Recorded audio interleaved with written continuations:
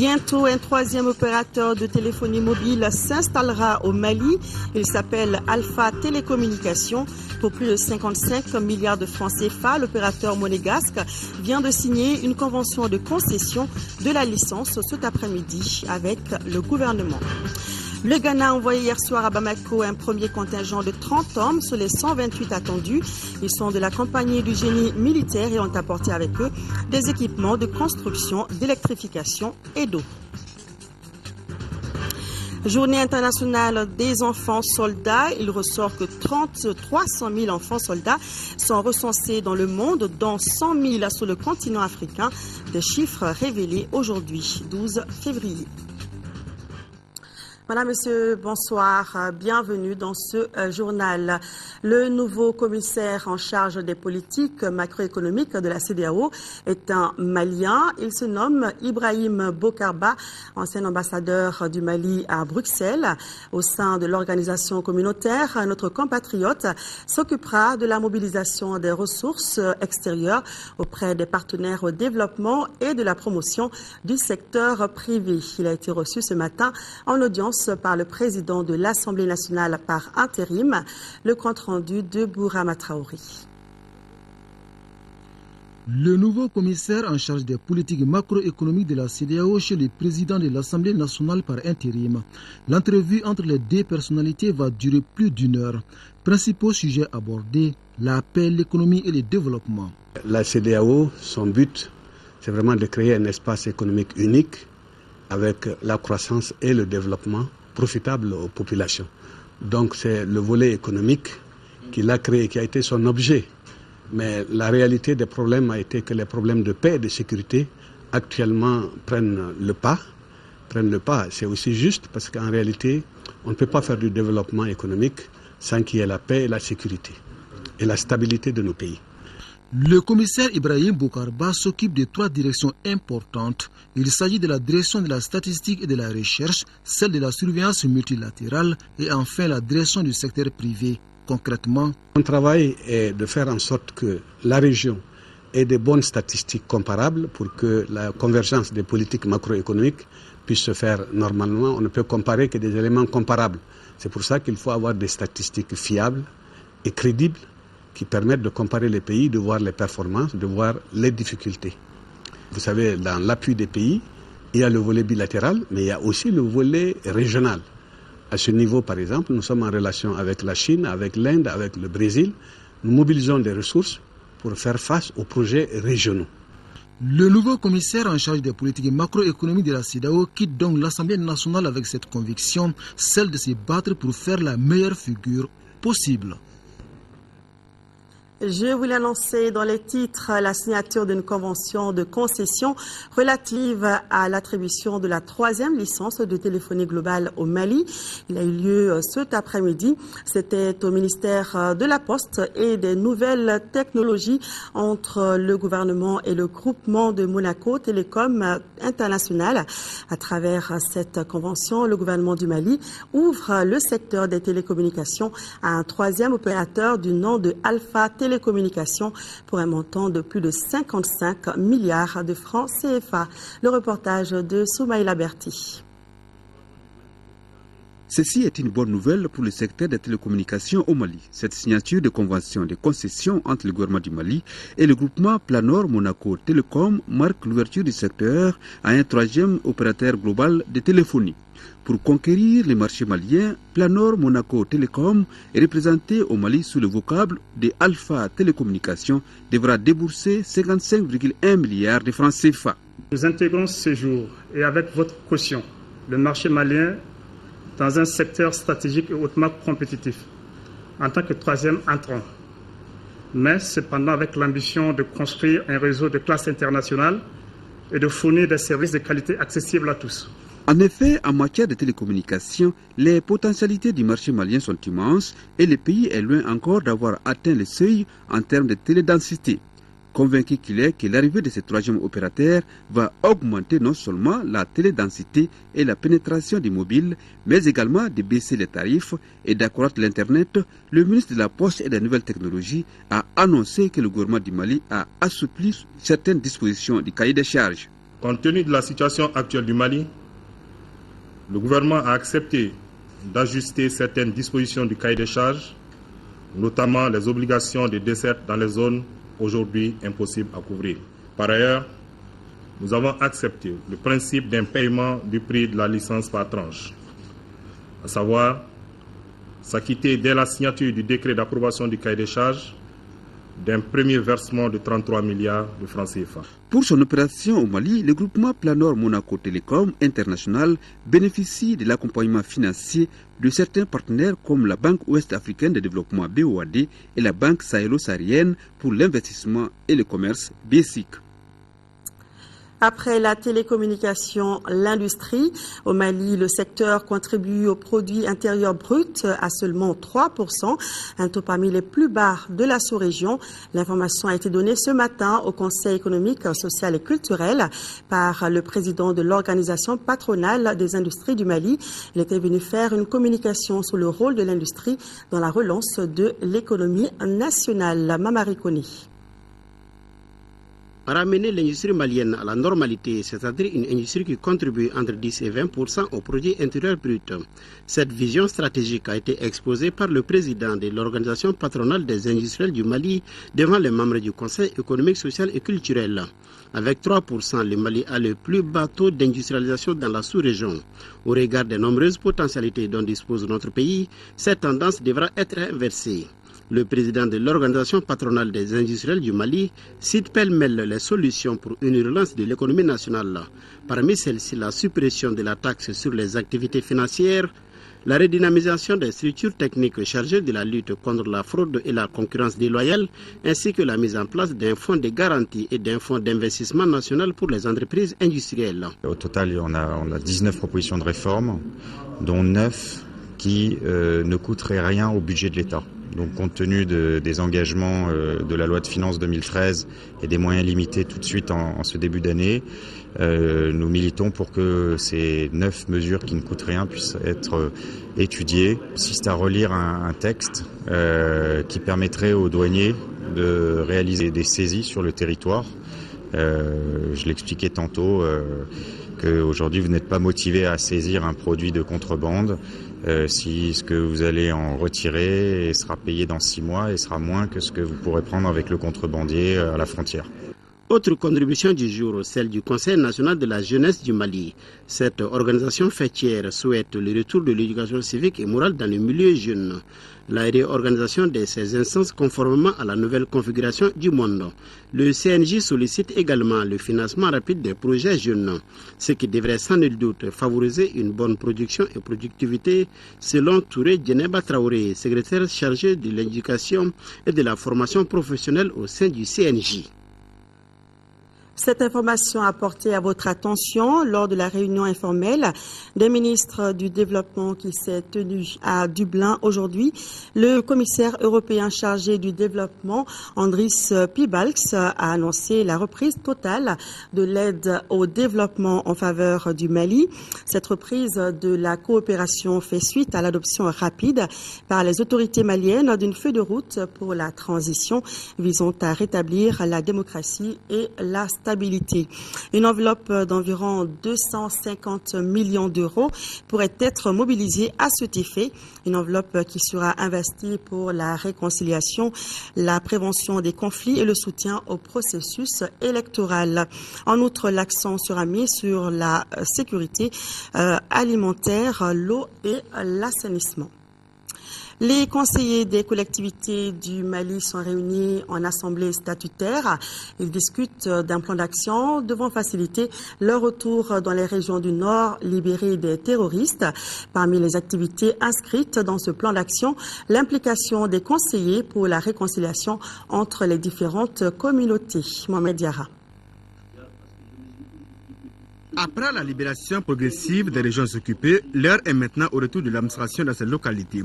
Et c'est donc à juste titre que cette question est au cœur des assises des conseillers des collectivités du Mali. Les 49 conseillers du SEG se donnent une journée pour parfaire le document élaboré en amont de leur assemblée statutaire. Le document s'intitule « Action d'urgence des collectivités territoriales pour l'instauration et la consolidation de la paix dans le nord du Mali ». Il comporte plusieurs volets. Ces plans d'action vont s'articuler autour d'un certain nombre d'éléments, la fourniture des services sociaux de base aux populations du Nord, en termes, n'est-ce pas, d'eau potable, d'éducation, de la santé. Les conseillers des cercles constituent le couloir de transmission entre les communes et les régions. Et c'est pourquoi ils comptent s'impliquer pour faciliter la cohabitation entre les différentes communautés. Ce mieux vivre-là, ensemble, s'articule autour d'un certain nombre d'actions. La communication, le dialogue intercommunautaire. Le président du Haut Conseil des collectivités fonde beaucoup d'espoir sur les conclusions de ces assises, surtout en cette période difficile de l'histoire du Mali. Et je ne doute pas que les cercles du Mali, à travers cette Assemblée générale, les présidents des conseils des cercles prendront des actes allant dans le sens du réconfort moral, matériel et financier de notre armée nationale. Les participants ont adressé des motions de remerciement aux présidents maliens et français pour leurs efforts dans la lutte contre les terroristes. Le ministre de l'administration territoriale, de la décentralisation et de l'aménagement du territoire convie la classe politique et la presse à la réunion de concertation relative à la présentation de la carte NINA, numéro d'identification nationale, demain mercredi 13 février dans la salle de conférence du gouvernorat du district de Bamako à partir de 15h. Ouverture ce matin de la 13e édition du Forum de Bamako. Durant 5 jours, ce forum permettra aux participants de bénéficier de communications relatives au rôle des femmes et des organisations féminines dans la prévention et la résolution des conflits. Une initiative de la Fondation Forum de Bamako est suivie pour nous par Adama Kodjo. Réconciliation nationale et les défis de la gouvernance locale. C'est le thème de cette 13e édition de ce forum de Bamako. Un forum qui intervient au moment où notre pays a plus que besoin d'une synergie d'action autour de l'essentiel qu'est le Mali. Les femmes du Mali sont des femmes d'abord très fortes. Elles sont organisées, mais la seule chose qui manque aux femmes du Mali, c'est de leur faire partager de nos expériences. Dans la prévention et la solution des conflits, les femmes ont su jouer un rôle prépondérant. C'est la raison pour laquelle l'ancien Premier ministre de la Guinée-Conakry a appelé les femmes du Mali à plus de courage et d'engagement pour la paix. Quand les conflits éclatent, il est très souvent difficile de les éteindre car chacun des belligérants est animé de la volonté d'en découdre à tout prix. Il manque souvent, et c'est toujours comme ça, des personnes crédibles, neutres et respectées pour les faire raisonner et pour leur faire toucher du doigt la réalité. Les fonctionnaires, les conseillers, les serviteurs, les hommes d'affaires qui les entourent et qui dépendent de leur bon vouloir ont peur de leur dire la vérité, de peur de perdre leurs privilèges. C'est ça la vérité. Et c'est là que les femmes africaines peuvent et doivent jouer un rôle critique. Surgir sur la scène avec détermination et pondération, avec des moyens dont vous seuls ont le secret. Cet atelier vient à point nommé pour permettre d'entendre ce genre de messages, pour permettre de partager les expériences des autres pays qui ont vécu la même situation que nous, pour montrer que la situation du Mali n'est pas unique dans le monde. Outre du Mali, participent aux travaux du forum des spécialistes venus du Sénégal, de la Côte d'Ivoire, du Burundi, de Sao Tomé et Principe, pour ne citer que cela. Et puis, en raison des travaux de raccordement de la voie d'accès au 3e pont de Bamako à la route de Koulikoro, le ministre de l'Équipement et des Transports informe les usagers de la route Bamako-Koulikoro que la circulation sera perturbée entre le carrefour de Oumou-Sangaré et les établissements Sodouf à partir de ce jour 12 février. La fin des travaux est prévue pour le 12 avril 2013. Les dispositions sont prises pour assurer la circulation à partir de déviations identifiées à cet effet. Le ministre de l'Équipement et des Transports, comptant sur la bonne compréhension des usagers et des riverains du pont, s'excuse des désagréments que pourront subir certains usagers et riverains de la route du fait de ces travaux. L'Alliance Zazia-Lazaltaraï a animé ce matin un point de presse sur les problèmes dus à l'occupation par les terroristes et les narcotrafiquants des régions du Nord. Les conférenciers ont rappelé les exactions commises et remercié le peuple français pour son soutien, entre autres sujets. Le compte rendu de Mahamadou Doumbia. Conçu et animé sur les problèmes des régions du nord du Mali par l'Alliance des Assis Alassane Ouattara, ce point de presse visait à rappeler aux journalistes les soucis fondamentaux de cette alliance. Le document élaboré à cet effet dénonce les exactions des terroristes et autres violences morales et physiques dont étaient victimes la population du Nord bien avant l'intervention de la France et des pays amis africains. Le Mali est en guerre déclarée contre lui par le MNLA en attaquant les garnisons de l'armée à Menaka et André Boukane.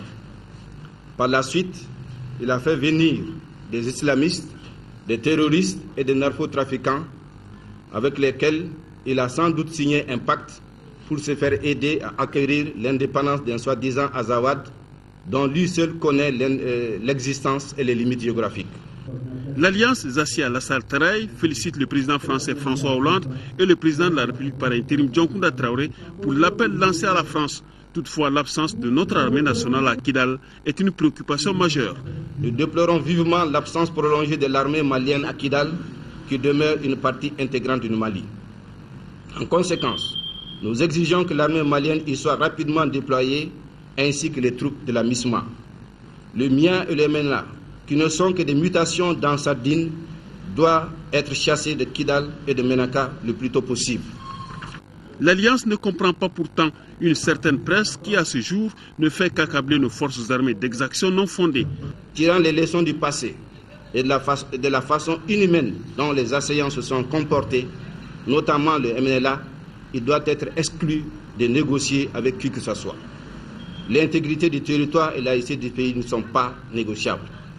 L'Alliance des Assis Alassane Ouattara, créée le 12 août 2012 par les communautés sédentaires des régions du nord du Mali, tire son appellation des noms des Dja, des Soni et des Askia.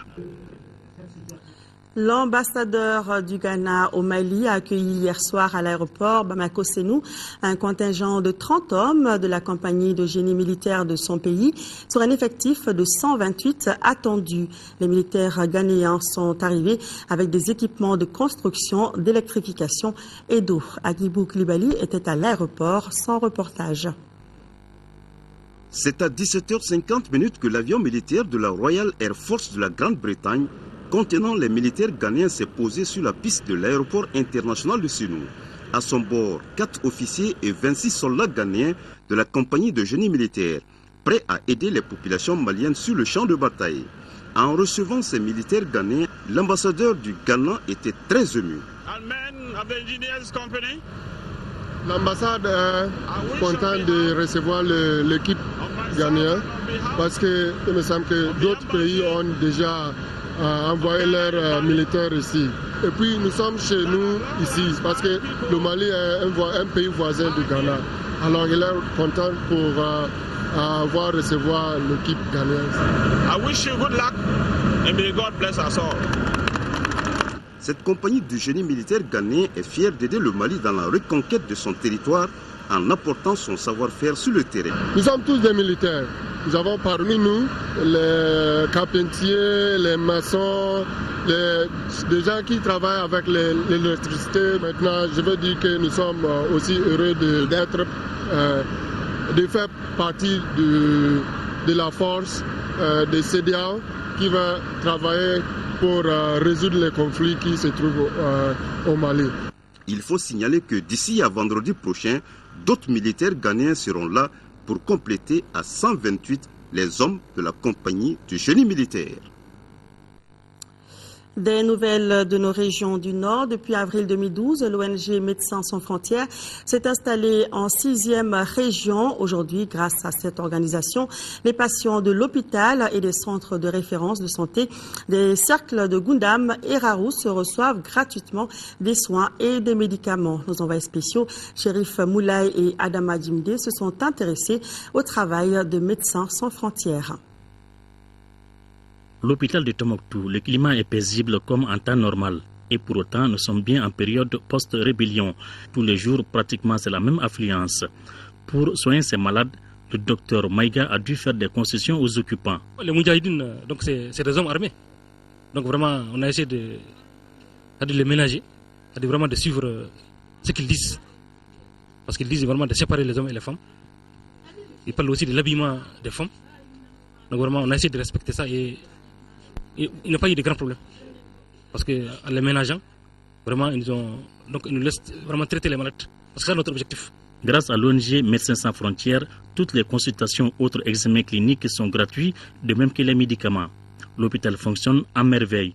De la maternité, en passant par la pédiatrie, la gynécologie, la médecine générale, la chirurgie, jusqu'à la radioscopie. Les activités sont intenses. Médecins sans frontières a également recruté des médecins et des infirmiers pour renforcer le personnel pour plus de résultats. Nous appuyons 9 à 16 COM dans toute la région.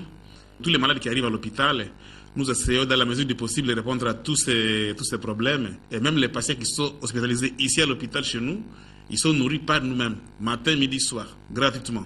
Selon son coordinateur, Médecins sans frontières s'engage à continuer ses activités en accord avec les autorités jusqu'en juin, voire décembre 2013. Journée internationale des enfants soldats qui sont dans le monde au nombre de 300 000, dont 100 000 sur le continent africain.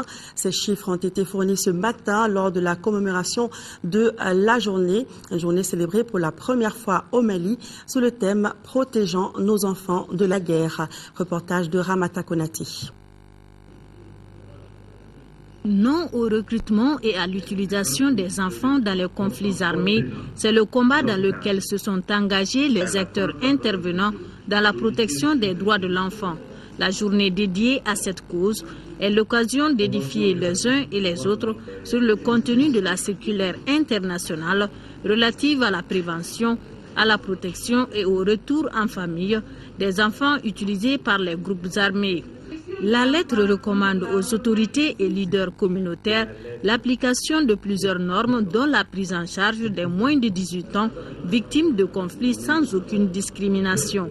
La journée internationale des enfants soldats, c'est aussi les informations sur l'ampleur du phénomène. Aujourd'hui, l'ONU estime que 300 000 enfants sont associés aux forces et groupes armés, dont un tiers dans le continent africain, soit environ 100 000 enfants. Autre temps fort de cette journée, les échanges entre les différents partenaires. Le panel qui tout à l'heure nous offrira l'occasion de rapprocher nos positions et attentes respectives sur les actions à déployer pour lutter correctement contre ces fléaux est un exercice hautement stratégique. En effet, il contribuera, j'en suis sûr, à soutenir les grandes actions en cours qui sont une preuve tangible de la détermination de notre peuple à gagner le pari d'une nation éprise de paix, de la protection des enfants. Le 12 février, consacré à la commémoration de la Journée internationale des enfants soldats, coïncide avec la date de l'entrée en vigueur du protocole facultatif à la Convention relative aux droits de l'enfant, un texte légal élaboré en 2002 et interdisant l'implication des enfants dans les conflits armés. Toujours en faveur des enfants, la Fédération internationale des villages d'enfants SOS va apporter à partir du mois de mars prochain une aide alimentaire d'urgence à 1000 familles déplacées des régions du Nord. Le coût de l'opération, environ 655 millions de francs CFA. C'est le secrétaire général adjoint des villages SOS qui l'a annoncé cet après-midi au ministre de la Famille, de la Promotion de la Femme et de l'Enfant. Ramasioti Aristide des villages SOS est en visite au Mali. Pour lui, cet accompagnement particulier pour les enfants est destiné à contribuer à leur réinstallation. Il était au micro de Sira Batili. Un programme d'aide d'urgence qu'on va mettre en place pour les gens déplacés, les enfants et les familles déplacées du Nord qui sont déplacés autour de la région de Mopti, dans laquelle il va durer ce programme environ 7 mois ou 8 mois, et on va donner une attention à peu près à 1000 familles, c'est que ça fait à peu près 7000 à 8000 personnes. Ces enfants et ces familles pourront profiter d'avoir accès à l'éducation, à l'eau potable, à la santé, et ensuite on va faire que les familles puissent générer des revenus pour améliorer leurs conditions de vie, etc. Donc des programmes, vraiment un programme d'aide d'urgence pour vraiment remettre ces familles en bonnes conditions. Ce programme, d'abord, il est financé par des bailleurs de fonds qui viennent, c'est des donateurs privés qui sont en Europe. et nos associations de promotion qui sont dans différents pays européens. Et ce programme, il va coûter environ 1 million d'euros. Et comment vous allez vous y prendre sur le terrain? Est-ce que vous avez déjà ciblé des familles ou bien comment est-ce que vous allez procéder? Actuellement, ils sont en train de faire l'étude de ciblage des familles et l'association des villages d'enfants SOS Mali, conjointement avec partenariat et le ministère de la Famille, ils sont dans la région, ils sont en train de faire le ciblage, l'étude des familles et ensuite à partir de là, on dira voilà, c'est les familles qui sont dans l'état les plus nécessiteux et on fera en sorte de fournir à ces familles-là l'aide nécessaire. Et la mobilisation se renforce autour des villages d'enfants SOS. Ainsi, à l'occasion de son 25e anniversaire, la société Benenco Holding a offert des dons d'une valeur de près de 10 millions de francs CFA aux enfants du village SOS de Sanangoroba ce mardi 12 février. Rachel Tessougui. La Benenco Holding vient d'offrir du riz, du lait, de l'huile et du sucre au village d'enfants SOS Sanangoroba et à la Pouponnière. À travers ce don d'une valeur d'environ 10 millions de francs CFA, la Benenco veut apporter son aide aux enfants qui en ont le plus besoin. Dans le respect de la tradition de solidarité et d'entraide qui a toujours existé entre la Benenco Holding et SOS Village d'enfants Mali, que nous venons aujourd'hui vous apporter une petite aide. Cette année, nous avons pour nos amis de la Pouponnière 2 tonnes de riz, 500 kg de lait, 500 litres d'huile, 1 tonne de sucre. Nous savons que c'est modeste, mais nous espérons que cette aide vous permettra, j'en suis sûr, de subvenir aux besoins des enfants pendant un moment. Les bénéficiaires saluent ce geste de générosité de la Benenco Holding tout en promettant de faire bon usage de ce don. Merci à Benenco pour avoir renouvelé ce geste de générosité.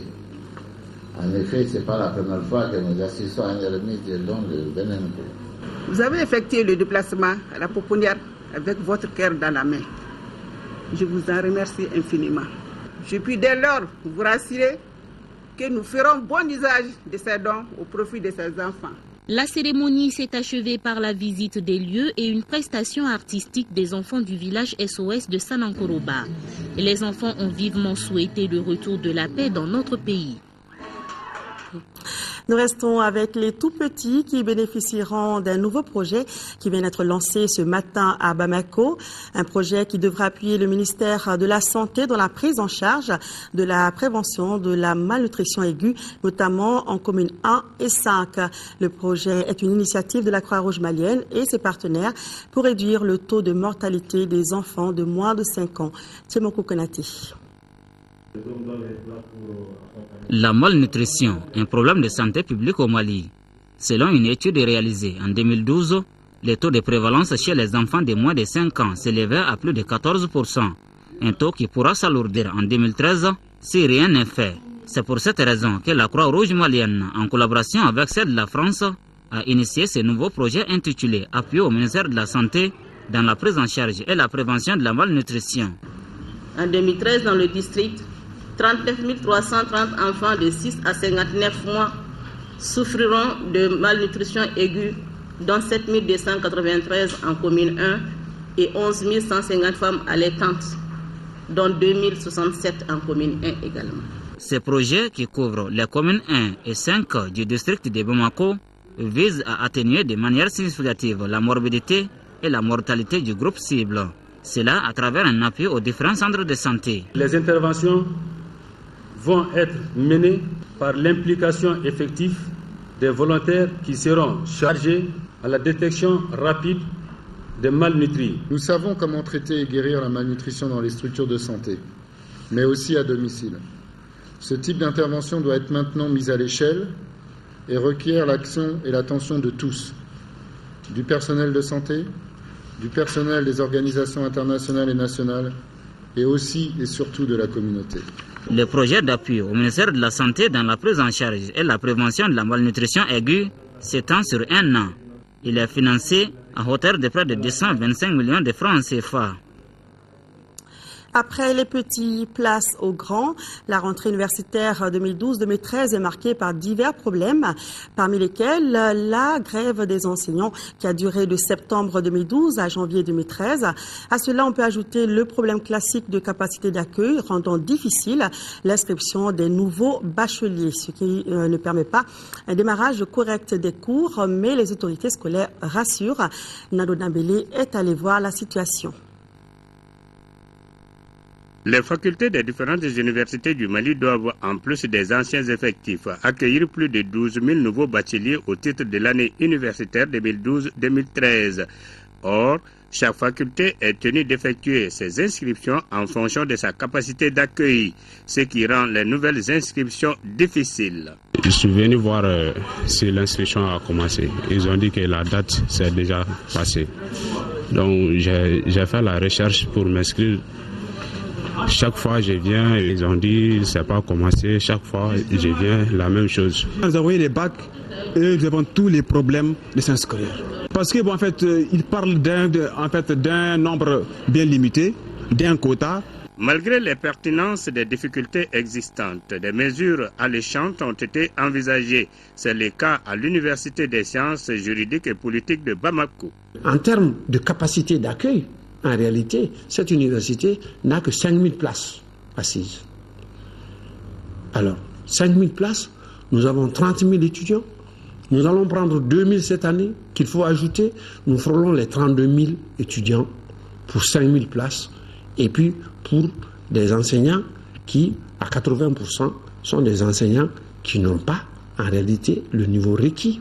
Compte tenu de la situation particulière du pays et dans le souci d'un apaisement, nous avons décidé de permettre aux bacheliers non encore inscrits de le faire du 18 février au 8 mars 2013, suivant des critères qui leur seront communiqués au niveau des rectorats et des facultés. Rappelons que sur les 12 000 nouveaux bacheliers, il y a 8 000 littéraires, dont 2 000 seront inscrits dans les facultés de l'Université des sciences juridiques et politiques de Bamako, en plus des 30 000 anciens existants.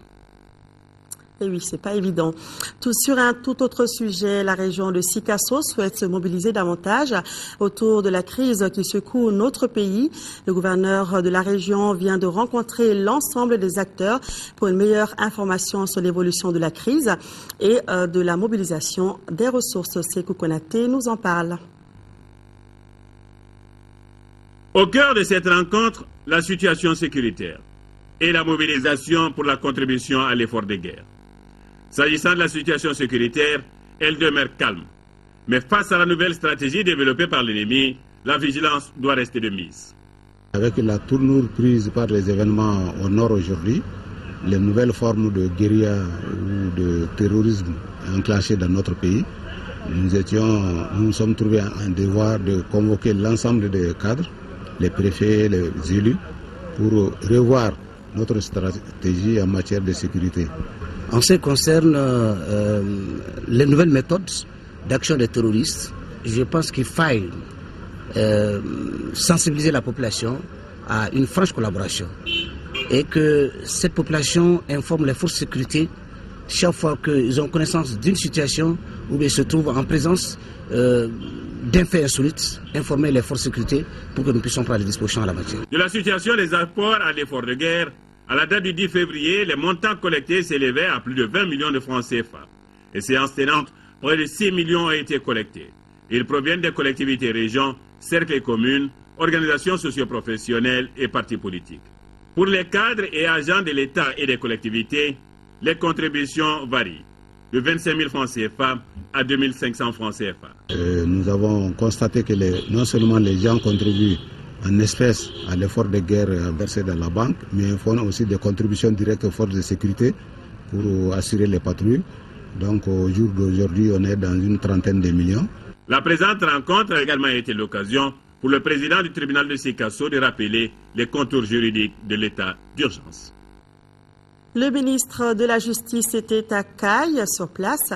Malik Koulibaly a eu un agenda chargé. Il s'est rendu tour à tour au palais de justice, aux unités d'enquête gendarmerie, au pôle économique, à la police ainsi qu'à la maison d'arrêt de Caille pour voir les conditions de travail de ces structures. Cette visite lui a permis notamment de discuter avec la famille judiciaire sur des sujets ayant trait au bon fonctionnement de la justice en première région. De Caille, la correspondance de Jafar Aïdara.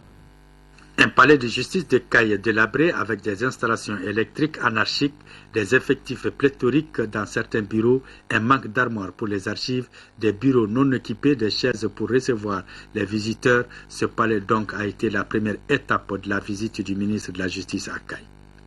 Le ministre a eu à rencontrer les magistrats, avocats et auxiliaires de la justice pour échanger sur la situation de la justice dans notre pays. Nos actions tendent à faire prévaloir ces valeurs. Nos actions tendent à vaincre l'impunité et l'injustice. Aujourd'hui, notre justice est à la croisée des chemins. Cette situation s'explique par plusieurs raisons, notamment l'ignorance et la méconnaissance des textes de loi et de l'organisation judiciaire, le manque criard de communication et d'information entre la justice et le justiciable, le non-respect du code d'éthique et d'ontologie. Nous avons constaté que les acteurs de la justice travaillent dans un état de dénuement.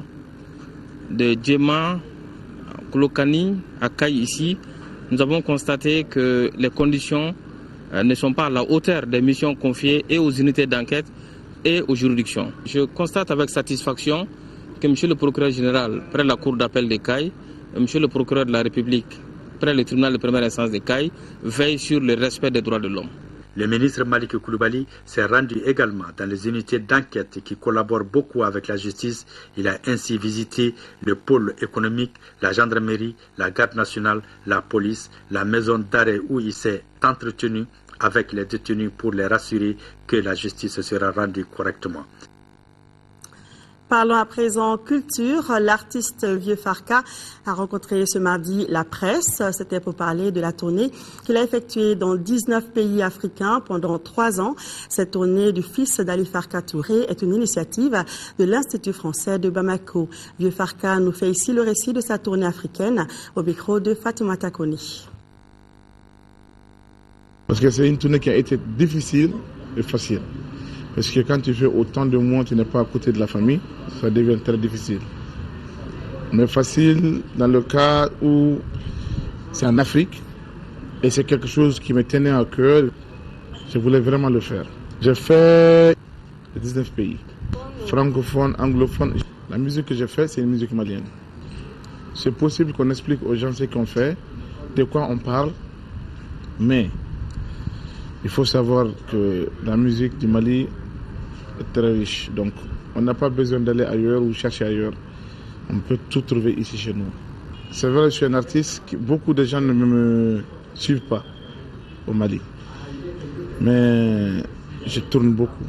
Un artiste, une fois que tu deviens international, ça te facilite beaucoup de choses. Je suis fier d'être le fils de Ali Farka, je suis sûr. Parce qu'il faut savoir que c'est quelqu'un qui s'est battu pour la culture malien. Donc il m'a laissé quelque chose dont je ne peux pas le décevoir.